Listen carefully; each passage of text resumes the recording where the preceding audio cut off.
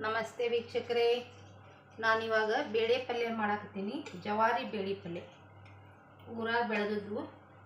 ಅದಕ್ಕಾಗಿ ನಾನು ಎಣ್ಣೆಯನ್ನು ಒಂದು 2.5 ಚಮಚದಷ್ಟು ಎಣ್ಣೆಯನ್ನು ಹಾಕ್ಕೋತೀನಿ.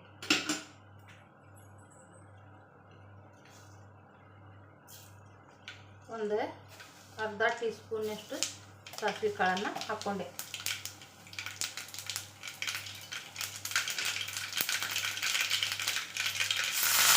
ಕರಿಬೇವು,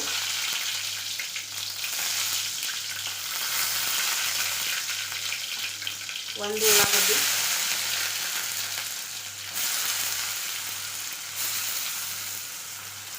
ಕ್ಯಾಪ್ಸಿಕಮ್,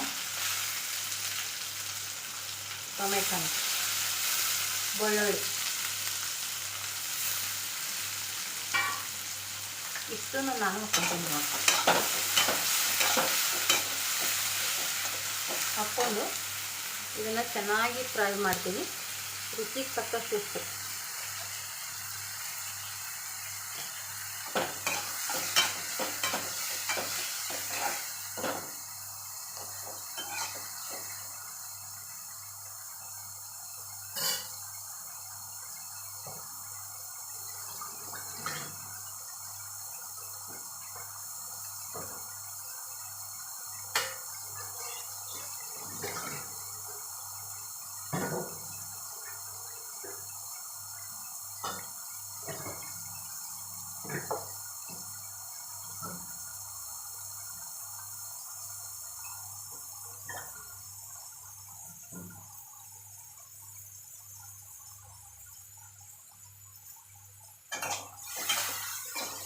ನೋಡಿ ವೀಕ್ಷಕರೇ,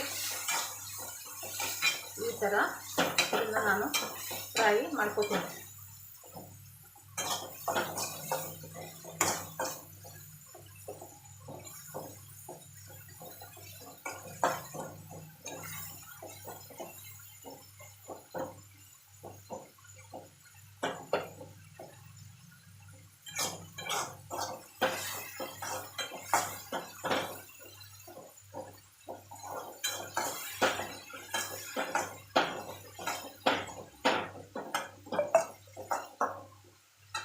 ಇವಾಗ ಅರ್ಧ ಟೀ ಸ್ಪೂನು ಅರಿಶಿನ ಪುಡಿ,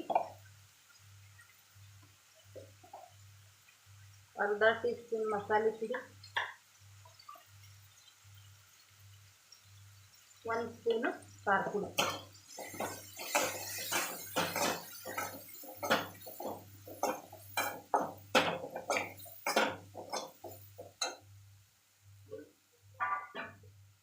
ನಾನಿಲ್ಲಿ ಬೇಳೆ ಬೇಯಿಸಿಟ್ಕೊಂಡೀನಿ, ಅದನ್ನು ಹಾಕ್ತೀನಿ.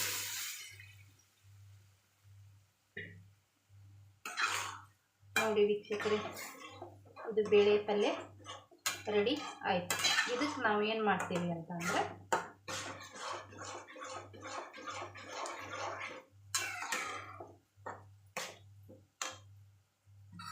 ಇಲ್ಲಿ ಹುಣಸೆಹಣ್ಣನ್ನು ನೆನೆಸಿಟ್ಕೊಂಡೀನಿ. ಈ ಹುಣಸೆಹಣ್ಣನ್ನು ನಾನು ಇದಕ್ಕೆ ಹಾಕ್ತೀನಿ.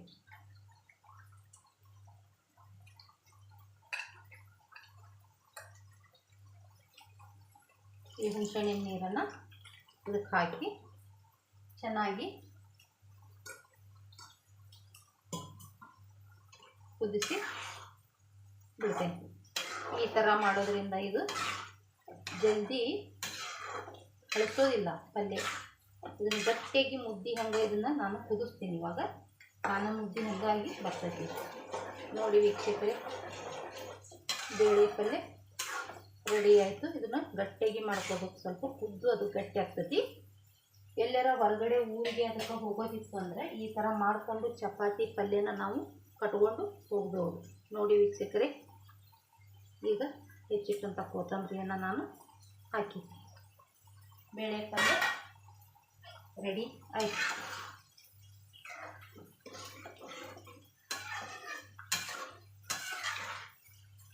ಇದನ್ನು ನಾನು ಚೆನ್ನಾಗಿ ಕುದಿಸ್ತೀನಿ.